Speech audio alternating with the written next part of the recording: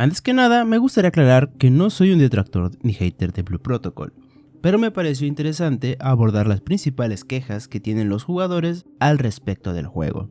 Lo que voy a comentar es una realidad.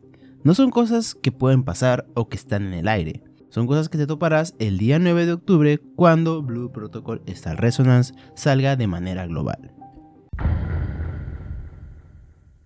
Si bien empresas como Hoyoverse nos tienen acostumbrados a que sus juegos no vienen con doblaje al español, estos siempre se aseguran de que entendamos la historia del juego por medio de subtítulos, cosa que Blue Protocol no ha hecho. Muchos jugadores especulaban que seguramente con la salida del juego tendríamos la integración de dicha regionalización, pero por lo que se ve, esto no será así. Y según el equipo de desarrollo, todo dependerá del feedback, la demanda y los recursos, dejándonos en claro que no está en sus planes incluir la traducción al español, al menos a corto plazo. Gente, hay una pequeña información extra que nos han proporcionado los desarrolladores por medio del Discord oficial de Blue Protocol Star Resonance. En el post nos dejan en claro que conocen la preocupación general de la comunidad y que es algo que les han preguntado bastante, el tema de incluir más lenguajes, pero que tenemos que entender que el tema con los MMORPG es que tienen muchísimo texto y que se están tomando su tiempo para hacer las traducciones y las localizaciones de forma correcta. ¿Por qué comento esto? Porque al menos a mí me parece que es una buena señal y da pie a que en un futuro no muy lejano, digamos 2 meses o por ahí, no sé exactamente cuáles son sus planes, integrarán el idioma español como subtítulos y demás. Entonces, pues bueno, es un poquito buenas noticias de parte de ellos. Ahora sí, continuamos con el video. ¿Esto es malo? Pues ciertamente en esta era moderna el inglés se ha convertido en un idioma universal. Nos guste o no, forma parte de nuestro día a día.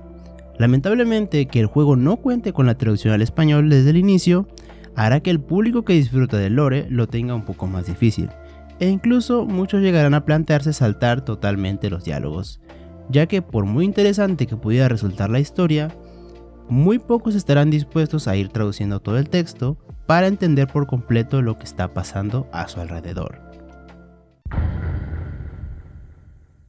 En Blue Protocol Star Resonance, uno de los puntos más debatidos por los jugadores es su avance restrictivo al inicio, un sistema que limita cuánto contenido puedes completar cada día. Durante la beta cerrada, el juego desbloqueaba progresivamente misiones principales, regiones y mazmorras, lo que al principio parecía una forma de mantener el interés diario, pero terminó sintiéndose como una barrera artificial. Las mejoras de equipo, el crafteo avanzado y algunas mazmorras de nivel alto también están sujetas a tiempos de espera, que puede llegar a varios días antes de poder continuar progresando. Incluso las actividades secundarias, como los oficios, están limitadas por un sistema de estamina diaria.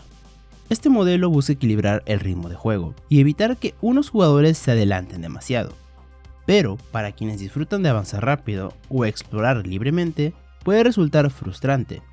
Es por eso que muchos jugadores y creadores de contenido han asegurado firmemente que Blue Protocol no es para tryhards. En contraste, los jugadores más casuales perciben este sistema como una forma de no quedarse atrás y aprecian enormemente que se haya colocado cierto límite, dando así la impresión para muchos que este juego está diseñado para sesiones de juego cortas más que para gastar muchas horas al día en él. El sistema de monetización de Blue Protocol Star Resonance ha generado opiniones divididas entre los jugadores. El modelo que seguirá el título será free to play, con microtransacciones centradas en cosméticos, pases de temporada y elementos de convivencia. Para esto hay que tener en cuenta que existen dos tipos de moneda, una que se obtiene jugando y otra comprada con dinero real, lo que permite mantener cierto equilibrio. El gacha estará presente principalmente para obtener Battle Imagines y diversos cosméticos.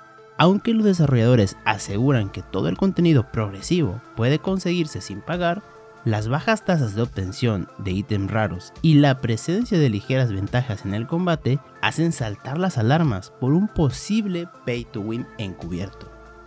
Por ahora el comercio entre jugadores actuará como un punto intermedio. Quienes pagan podrán vender ítems y quienes no podrán adquirirlos como monedas del juego. Sin embargo, muchos temen que el ritmo de progreso gratuito sea demasiado lento.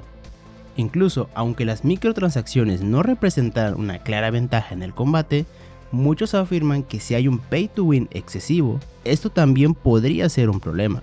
Todo dependerá de cómo A+ Japan, respaldada por Tencent, logre mantener la filosofía original de Bandai Namco, asegurando que pagar siga siendo una opción y no una obligación para disfrutar plenamente la experiencia de Blue Protocol Star Resonance.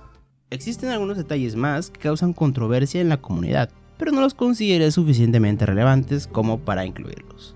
Ahora que ya sabes qué encontrarás cuando Blue Protocol sea lanzado de forma global, ¿qué opinas? ¿Son realmente factores para dejar el juego de lado?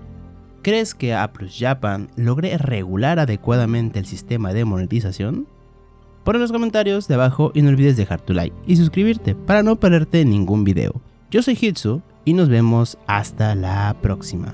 Chao chao.